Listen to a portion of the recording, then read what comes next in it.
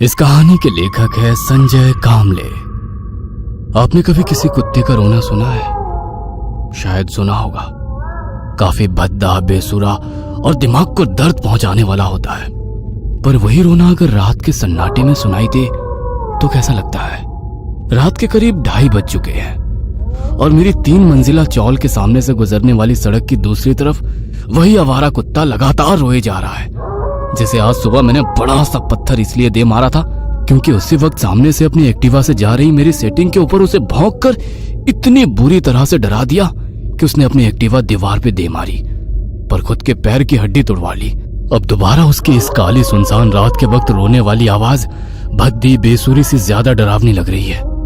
मैं भी बिना लाइट ऑन किए सीढ़ियों से ऊपर की तरफ जा रहा हूं। 2 बार पैर फिसलकर नीचे गिर पड़ा। साला इस चौल में उतने लोग नहीं होंगे जितने दारू की बोतलें पड़ी होती है। जैसे तैसे उठकर मैं टेरिस पर तो पहुंच गया। यहां तो कई बेवड़े दारू पीकर अपना बिस्तर लगाए सोए हैं, लेकिन एक की भी नींद नहीं खुल रही। शराब की खाली बोतलें टेरेस के हर एक कोने में नजर आ रही है। जी चाह रहा है कि यहीं से एक खाली बोतल उठाकर उस कुत्ते की तरफ फेंकूं, पर जाने दो, यहाँ इतने सारे घर हैं, इतने सारे लोग हैं, परेशानी तो सबको हो रही होगी, तो खाली फोकट मैं क्यों उस कुत्ते को बोतल मारूं? लेकिन आपको एक बात बता दूं, क्या आपको पता है कुत्ता कब रोता है? कुछ को शायद पता होगा, पर जिनको नहीं पता उनको बता दूं कि कुत्ता जब यमराज को देख लेता है तो वो रोने लगता है। यमराज मतलब मौत। जब कुत्ता किसी की मौत को देख लेता है तो वो रोने लगता है। काफी लोगों को मेरी इस बात पर यकीन नहीं होगा, लेकिन एक बार मैंने ये सब अपनी आंखों से देखा है। 2 हफ्ते पहले की बात है। दिन भर काम की वजह से काफी थक गया था। सामने वाली चौल में रहने वाली मेरी सेटिंग मानसी को मोबाइल के डिस्प्ले लाइट से गुड नाइट बोलकर सोने को चला गया। सो तो गया, पर उस रात भी करीब 2:30 या 3 बज रहे होंगे। नींद खुली तो इसी कुत्ते की आवाज से। वो लगातार रोए जा रहा था। उसकी आवाज रात के काले सन्नाटे में काफी डरावनी लग रही थी। खिड़की से झांक कर देखा तो सड़क के बीचों बीच खड़ा होकर वो अपना मुंह आसमान की तरफ करके रो रहा था। मैंने पूरी चौल में नजर घुमाई, पर एक भी कमरे की लाइट नहीं जली थी। सबके सब घोड़े बेचकर सो रहे थे। लगा अपने कमरे की लाइट लगाकर नीचे जाऊं और उस कुत्ते को वहां से भगाऊं, पर तभी मैंने देखा पड़ोस वाले चाचा बरामदे से चलकर नीचे जा रहे हैं। मेरी तरह वे भी परेशान हो रहे थे। अच्छा लगा, कम से कम किसी को तो उस कुत्ते पर गुस्सा आ रहा था। चाचा रात के अंधेरे से चलकर नीचे पहुंचे, पर उन्होंने कुत्ते को कुछ नहीं किया। लगा था पत्थर उठाकर वहां से भगा देंगे, पर वे तो अंधेरे रास्ते से कहीं चले गए और कुछ ही देर में उनकी खोली से महिलाओं के रोने धोने की आवाजें आने लगी। मैंने सोचा झगड़ा हुआ होगा। कुछ ही मिनटों में पूरी चौल की लाइटें जल गई। मैं भी भीड़ को चीरता कमरे के पास पहुंच गया। चाचा की छोटी बेटी की जोर जोर से रोने की आवाजें मुझे बाहर तक आने लगी। पिताजी हमें छोड़कर क्यों गए? अब हम आपको कहाँ ढूंढेंगे? कोई मेरे बापू को ला दो। उसकी आवाज सुनकर मैं चीख पड़ा। हैं? इतनी रात को बेचारी लड़कियां कहाँ ढूंढेंगी? वैसे भी चच्चा ज्यादा दूर नहीं गया होगा। तुम रुको, मैं ढूंढ कर लाता हूँ। पर पता नहीं क्यों सब मेरी तरफ गुस्से से देखने लगे। मेरी बात सुनकर पास वाला लड़का दबी आवाज में बोला, अबे चच्चा कहीं घूमने नहीं गया है, बल्कि चच्चा तो निपट गया।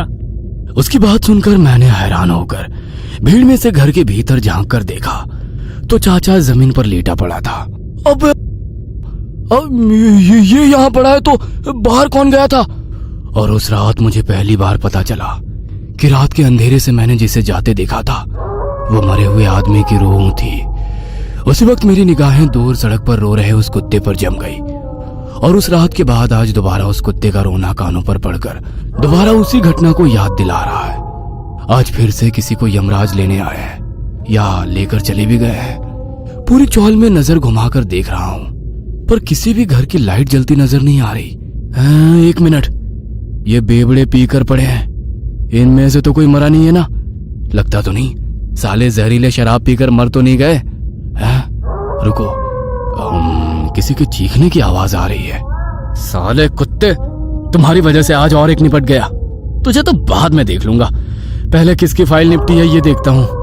अब तक टेरेस पर पड़े 4-5 बेवड़े उठकर नीचे की ओर ग्रे पर कुछ वैसे ही पड़े थे, लाश की तरह। छोड़ो यार, नीचे क्या हुआ देखता हूँ। टेरेस की सीढ़ियों पर ही था, कि सीढ़ियों के शुरू में लोगों की जमी भीड़ दिखी। कोई नीचे झुककर नब्ज टटोल रहा था। कौन और कैसे मरा यह देखने के लिए जरा भीड़ को सरका कर देखा और हैरान रह गया। नीचे कांच की टूटी बोतलें थी और तभी किसी की बात सुनाई दी। साला बेवड़ा, दारू पीने टेरेस पर जाते वक्त फिसल कर कांच गले में घुसने से जख्मी हो गया है। सामने से वो आदमी हट गया और वो जमीन पर पड़ी लहूलुहान मेरी लाश नजर आई। रात के 12 बज चुके थे कि तभी दरवाजे पर दस्तक हुई। डाइनिंग टेबल पर अपने पति का इंतजार करती रागिनी उठकर दरवाजे की तरफ गई। इतनी देर में 3 बार दस्तक हो चुकी थी। उसने दरवाजा खोला कि तभी उसका पति अतुल हाँफते हुए घर के भीतर आ गया और दरवाजा बंद करते हुए कांपती आवाज में बोला, दरवाजा मत खोलना। अतुल, तुम इतने डरे हुए क्यों? आखिर हुआ क्या है? वो जान से मारने के लिए मेरा पीछा कर रही है। वो अब जिंदा नहीं छोड़ेगी। कौन तुम्हारा पीछा कर रहा है और मारना क्यों चाहता है? तभी जोर जोर से दरवाजा पीटने की आवाज आने लगी। क्या तुमने किसी से झगड़ा किया है जो वो तुम्हें मारने आ गया है? आवाज मत करो रागिनी, और वो मुझे नहीं तुम्हें मारने आई है। मुझे? कौन मुझे मारना चाहती है और मैंने क्या किया है? वो तुम्हें अपने साथ लेने आई है, वो शैतानी आत्मा। और तभी दोबारा दरवाजे पर दस्तक होने लगी। रागिनी सहम गई और दरवाजे के बाहर अतुल खड़ा था, जो जोर जोर से दरवाजा पीटकर रागिनी को बचाने आया था, उसी शैतानी आत्मा से जो अतुल के रूप में अंदर थी। कभी कभी हमारे साथ कुछ ऐसी घटनाएं घटित होती है जो हमें सोचने पर मजबूर करती है कि हमने जो देखा, अनुभव किया, वो क्या था। आज जो कथा मैं आपको सुनाने वाला हूं वो एक सच्ची घटना पर आधारित है। यह घटना मेरे दोस्त के साथ घटी थी। एक गाड़ी रात में हवा को चीरते हुए तेजी से हाईवे से गुजर रही थी। रेडियो पे 90s के पुराने गाने चल रहे थे। गाड़ी में बैठा संदीप खिड़की से बाहर गुजरने वाली गाड़ियां देखकर रेडियो पे लगे हुए कुमार शानू के गाने गुनगुना रहा था। संदीप एक कंपनी का CEO था। उसकी हाल ही में शादी हुई थी। उसकी पत्नी अपने मायके कोकण गई थी। घर में ही शादी थी, इसलिए जमाई होने के नाते संदीप को भी निमंत्रण था, लेकिन वर्कलोड के कारण वो उसके साथ तभी ना जा सका। लेकिन उसने अपनी पत्नी को शादी की तैयारियां करने के लिए और कामों में हाथ बटाने के लिए आगे भेजा और खुद बाद में जाएगा ऐसा कहा। रात में हाईवे पर से गुजरती गाड़ियां देख संदीप बोला, ड्राइवर चाचा, और कितनी देर लगेगी पहुंचने में? साहब, और थोड़ा समय लगेगा। तब तक आप झपकी क्यों नहीं ले लेते? मैं कुछ देर बाद आपको उठाता हूँ। संदीप हाँ में सर हिलाते हुए सोने की कोशिश करता है। कुछ समय बाद उसकी आंख लग जाती है। कुछ देर बाद ड्राइवर चाचा संदीप को उठाते हैं और बोलते हैं, साहब, मुझे भूख लगी है। मैंने घर से निकलते समय ही मेरी बहन को कॉल किया था और उसे खाना बनाने के लिए कहा था। यहीं पास में ही उसका घर है। क्यों ना आप भी मेरे साथ आ जाओ और खाना खा लो। नहीं चाचा, मुझे भूख नहीं है। मैंने निकलते समय ही कुछ खा लिया था। आपको अगर भूख लगी हो तो आप जाइए, मैं यहीं गाड़ी में बैठता हूँ। नहीं साहब, ये जगह ठीक नहीं है। आप एक काम कीजिए ना, आप मेरे साथ चलिए। अगर आपको भूख नहीं है तो आप मत खाइएगा, लेकिन सिर्फ चलिए। नहीं चाचा, मैं यहीं रुकूंगा, आप जाइए ना, मेरी चिंता मत कीजिए। लाख मना करने पर भी संदीप ने उनकी एक ना सुनी और गाड़ी में अकेला बैठ गया। जाते वक्त ड्राइवर चाचा ने संदीप से कहा, साहब, आप यहाँ बैठ तो रहे हो, लेकिन जब तक मैं नहीं आ जाता तब तक आप गाड़ी का दरवाजा नहीं खोलना और शीशे भी चढ़ा लेना। कोई अनजान व्यक्ति आए गाड़ी से उतरने को कहे तो भी मत उतरना, क्योंकि ये जगह ठीक नहीं है साहब। यहाँ चोर लुटेरे भी घूमते रहते हैं। संदीप ने उनकी बात मानकर गाड़ी के शीशे चढ़ा लिए और गाड़ी को अंदर से लॉक किया। अब संदीप गाड़ी में अकेला ही था। हाईवे पर दोनों तरफ घनी झाड़ियां थी। संदीप अब थोड़ा बोर होने लगा। अरे यार, बोर हो रहा हूँ, ऊपर से यहाँ रेंज भी नहीं है। अब वो टाइम पास के लिए फोन में सेव किए हुए गाने हेडफोन्स लगाकर सुनने लगा। कुछ समय बाद उसकी नजर गाड़ी के साइड मिरर पर पड़ती है। वहां एक छोटी लड़की हाथों में गुड़िया लेकर खड़ी उसे दिखाई देती है।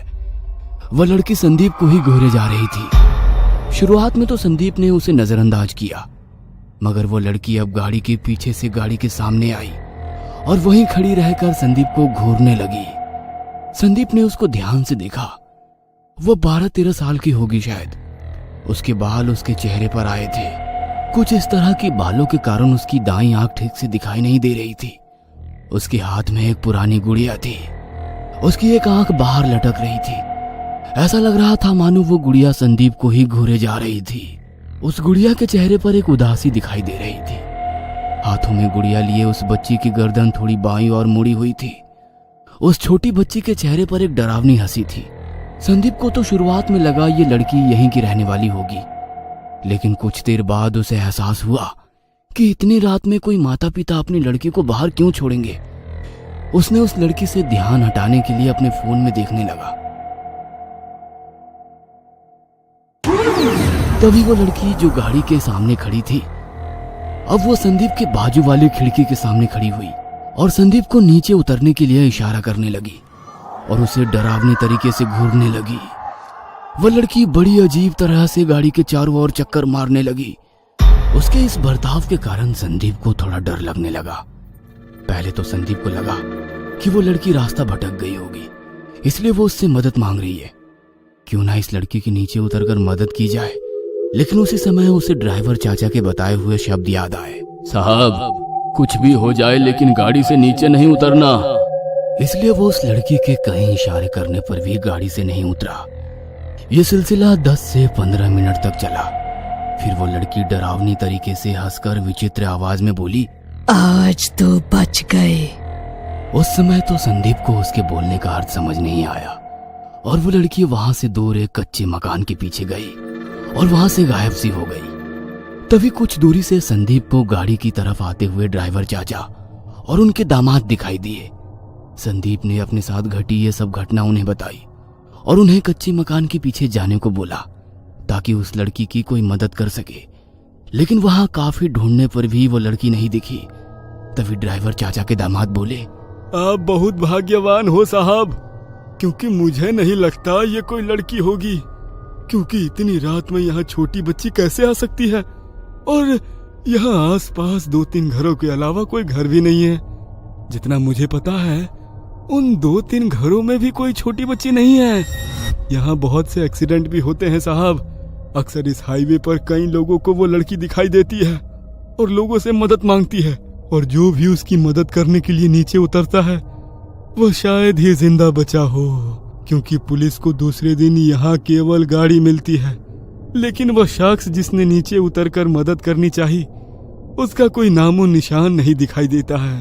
यहाँ से गुजरने वाले कईयों को ये बात पता है साहब। मुझे तो लगता है ये कोई आम बच्ची नहीं होगी, अमानवीय शक्ति होगी जो आपको गाड़ी से बाहर निकालने का प्रयास कर रही थी, क्योंकि ये अमानवीय शक्तियां आग, लोहा, कांच इन सभी चीजों से दूर रहती है साहब।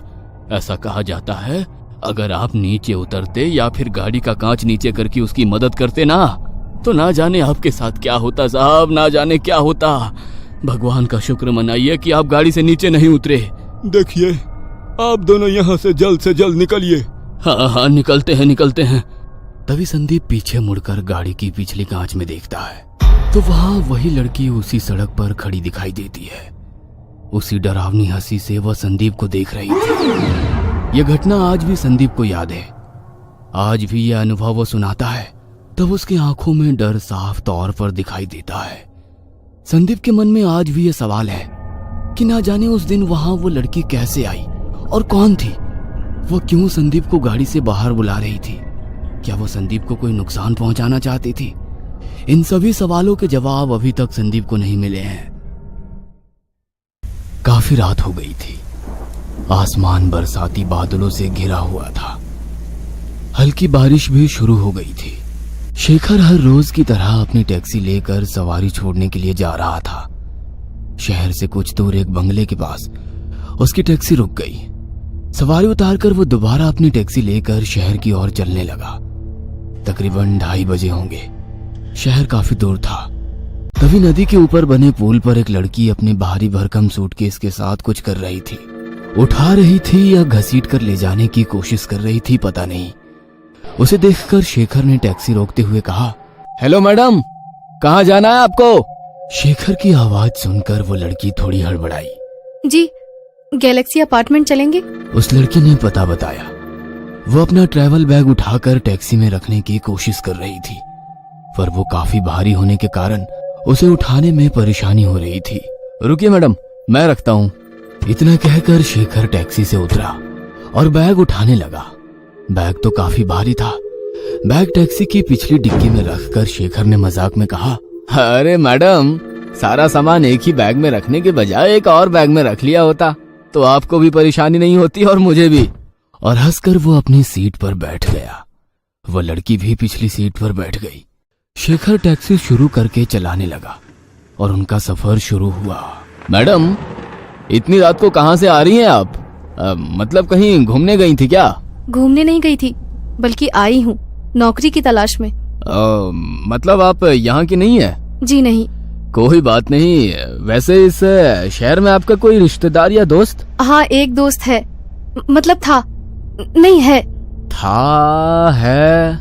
मतलब आप क्या कहना चाहती हो? क्या आपका उसके साथ झगड़ा हो गया है, या दोस्ती थी पर अब आपको उसके साथ दोस्ती नहीं रखनी? मतलब धोखा दिया क्या उसने? शेखर की बात सुनकर वो लड़की हल्के से मुस्कुराते हुए बोली, कुछ ऐसा ही समझो, पर मुझे धोखा देने वालों को मैं नहीं छोड़ती। उस लड़की की बातें सुनकर शेखर ने पूछा, काफी गुस्से वाली लगती हो आप। वैसे धोखा देने वालों के साथ करती क्या है? मैं जब छोटी थी, करीब 8 साल की, तब बाकी बच्चों की तरह मुझे भी अंधेरे से काफी डर लगता था। हम सब बच्चे मिलकर आस पड़ोस के पेड़ की इमलियां, आम तोड़ने जाते थे। काफी मजा आता था।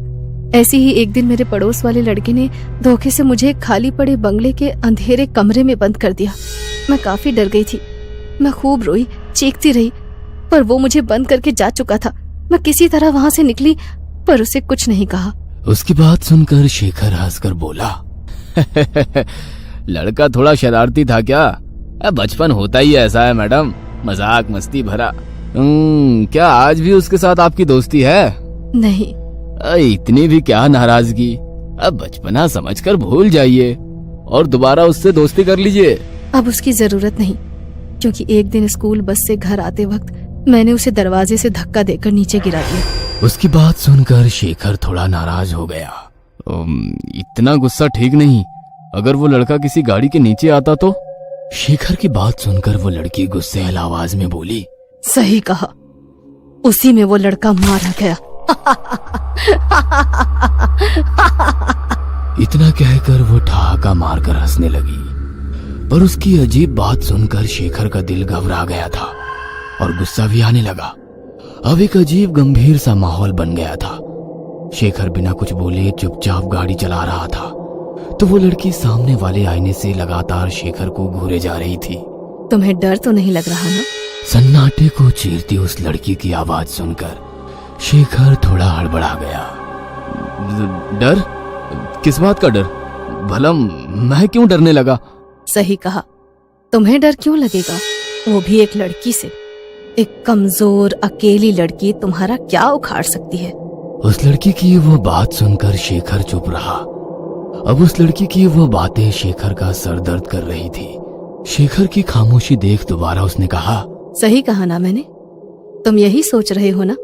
रात के 2 बजने को है, काली रात, सुनसान सड़क, आसपास न कोई मदद के लिए आने वाला, और ऐसे में एक अकेली कमजोर लड़की तुम्हारा क्या बिगाड़ेगी? शेखर खामोश रहा। वो बात बढ़ाना नहीं चाहता था। उसकी खामोशी देखकर उस लड़की ने आईने में शेखर की तरफ देखते हुए कहा, उसे भी यही लगा था। ना चाहते हुए भी शेखर ने उसे पूछा, उसे किसे? वही मेरा दोस्त, जिसके भरोसे मैं इतनी दूर नौकरी के लिए आई थी। बेचारे ने सोचा था एक अकेली कमजोर लड़की है, वो भी अनजान शहर, ना कोई पहचान वाला, ना कोई पूछने वाला, मेरा क्या बिगाड़ लेगी?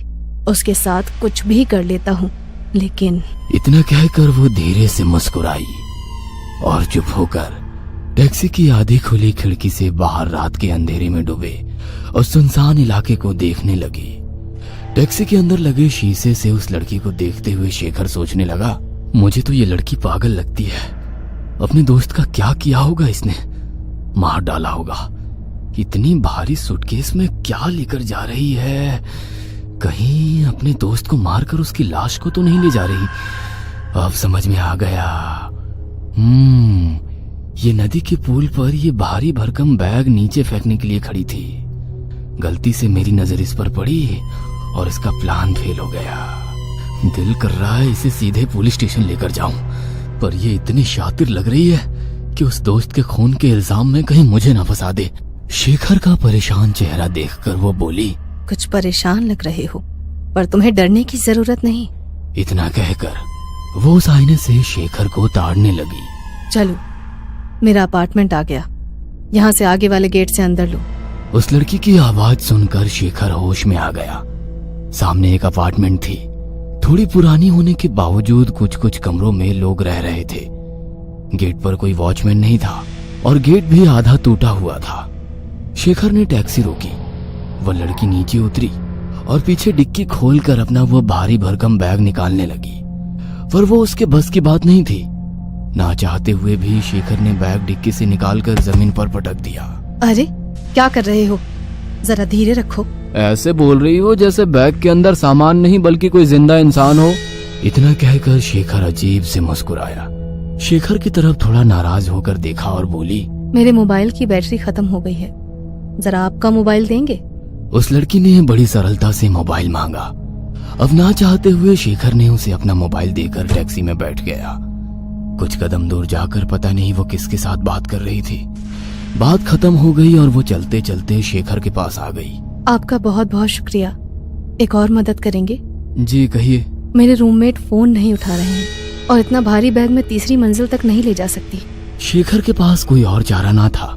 वह भारी भरकम बैग लेकर एक मंजिला तय करते हुए तीसरी मंजिल तक पहुंचा। वह लड़की एक कमरे के पास रुक गई। शेखर भी बैग दरवाजे के पास रखकर कुछ दूर खड़ा हो गया। उस लड़की ने बेल बजाई कि तभी शेखर ने देखा कि सीढ़ियां चढ़ते हुए एक इंस्पेक्टर और 2 कांस्टेबल उसकी तरफ आ रहे हैं। शेखर अब बुरी तरह से उस लड़की के जाल में फंस चुका था। पुलिस को आता देख दरवाजे के पास खड़ी वो लड़की मन ही मन मुस्कुरा रही थी। पुलिस वाले ने शेखर के पास आकर कहा, चलो दीवार के पास खड़े हो जाओ। शेखर इतना डर गया था कि उसके हाथ पैर जम गए थे। केवल एक पल में उसका बदन पसीना पसीना हो गया था। एक कांस्टेबल ने बैग की चैन खींचकर खुला कर दिया। अंदर का नजारा देख इंस्पेक्टर ने अपने सिर से टोपी निकालकर हाथ में ली। तभी दरवाजा खुलने की आवाज आई। एक 25 साल का लड़का दरवाजे के अंदर खड़ा था। उसे देखते ही पुलिस ने कहा, अब लाश भी मिल गई, अब थाने चलकर बताओ कि अपने दोस्त को कैसे और क्यों मारा। इंस्पेक्टर की बात सुनकर शेखर ने डरी सहमी नजरों से उस खुली बैग को देखा तो उसमें उसी लड़की की लाश थी जिसे वो यहाँ तक लेकर आया था। उसने आसपास देखा तो वो लड़की कहीं नजर नहीं आ रही थी। तभी इंस्पेक्टर ने शेखर से कहा, पुलिस की मदद करने के लिए शुक्रिया। तुम्हारी वजह से आज इस कातिल को पकड़ पाए। इस पर 4 लड़कियों की हत्या का शक था, पर उन लड़कियों की लाशें इसने गायब की थी। तुम्हारी वजह से पहली बार लाश पुलिस के हाथ लग गई। तुम्हारा फोन आते ही हम झट से निकले और हाँ, तुम्हें कोई परेशानी हमारी तरफ से नहीं होगी। तब शेखर को याद आया कि उस लड़की ने उसके मोबाइल से अपने रूममेट को नहीं बल्कि पुलिस को फोन किया था, वो भी शेखर की ही आवाज में। शेखर की जान में जान आ गई। पुलिस उस मुजरिम को गाड़ी में डालकर ले गई। शेखर भी अब अपनी टैक्सी में बैठकर घर के लिए निकला। अब वो दोबारा उसी पुल से गुजरने लगा। डर के मारे बदन कांप रहा था कि तभी सामने वाले आईने में वो लड़की टैक्सी की पिछली सीट पर बैठी नजर आई और एक आवाज गूंजी, मदद के लिए शुक्रिया, वैसे किराया नहीं लोगे? और एक अजीब सी मुस्कुराहट रात के सन्नाटे में गूंजने लगी। गर्ल्स हॉस्टल की छत पर कुछ लड़कियां बैठकर बातें कर रही थी। अचानक ही काम्या ने आसमान की ओर देखते हुए कहा, अरे अभी तक चांद नहीं निकला है। उसकी बात सुनकर रूही बोली, तुम्हें पता नहीं आज अमावस्या की रात है, चांद कहां से आएगा? अमावस्या का नाम सुनकर काम्या बोली, चलो नीचे चलते हैं, इतनी देर तक बाहर रहना ठीक नहीं है। उसकी बात सुनकर रूही और दूसरी लड़कियां एक दूसरे को देखकर हंसने लगी। रूही इशारे से दूसरी लड़कियों को बोली, चलो इसे डराते हैं। रूही ने बोलना शुरू किया, तुम्हें पता है ऐसी अमावस्या की रात में अक्सर भूत प्रेत निकलते हैं। भूत लोग कितने डरावने होते हैं, लंबे उलझे हुए बाल, बड़े बड़े नाखून, गंदे दांत, शरीर से रिश्ता हुआ खून। सोचकर ही अजीब सा लगता है ना?